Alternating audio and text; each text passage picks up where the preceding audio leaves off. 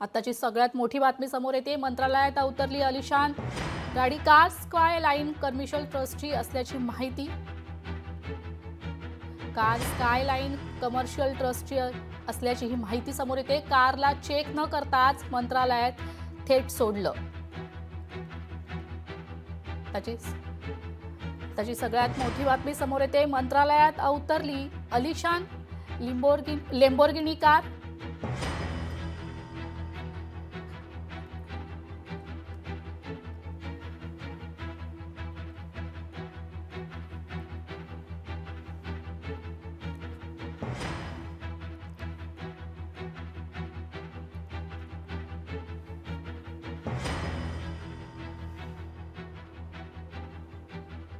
आपले प्रतिनिधी चेतन नलावडे आपल्या सोबत फोन लाईन वरून जोडले गेले आहेत।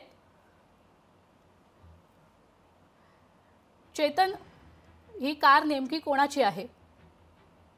तेजल, जी प्राथमिक माहिती येत आहे की काल ज्या प्रकारे आपण पाहत आहोत की एक लॅम्बोर्गिनी आलिशान कार होती जिच्या ब्लॅक ग्लासेस होत्या। ही गाडी थेट मंत्रालयामध्ये आलेली होती।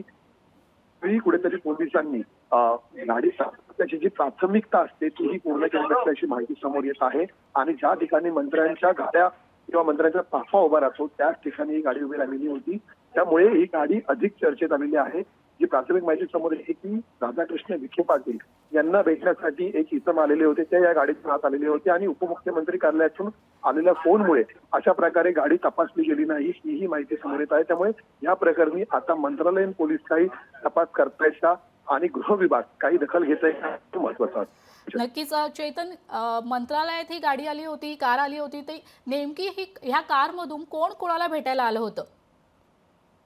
निश्चित एक बडे उद्योगपती होते जे महसूल ज्यांच्याकडे सुरुवातीला खातं होतं, आता सध्या जलसंपदा मंत्री असलेले राधाकृष्ण विखे पाटील यांच्या भेटीसाठी हे उद्योगपती आल्याची प्राथमिक माहिती आहे।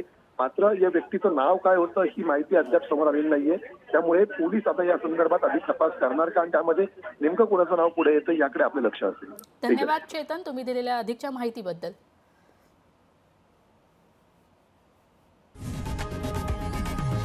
लोकशाही मराठी ऐका, पहा, जागरूक रहा।